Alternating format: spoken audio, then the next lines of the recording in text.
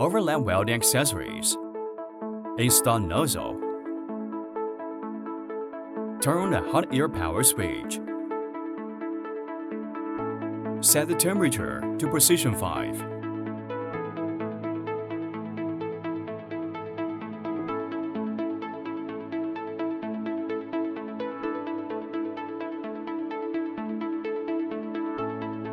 Warm off for 2 to 3 minutes.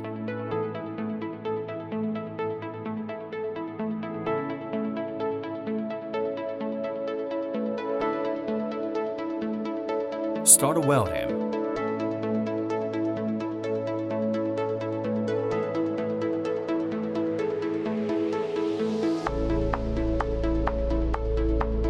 Set hot air temperature back to 0.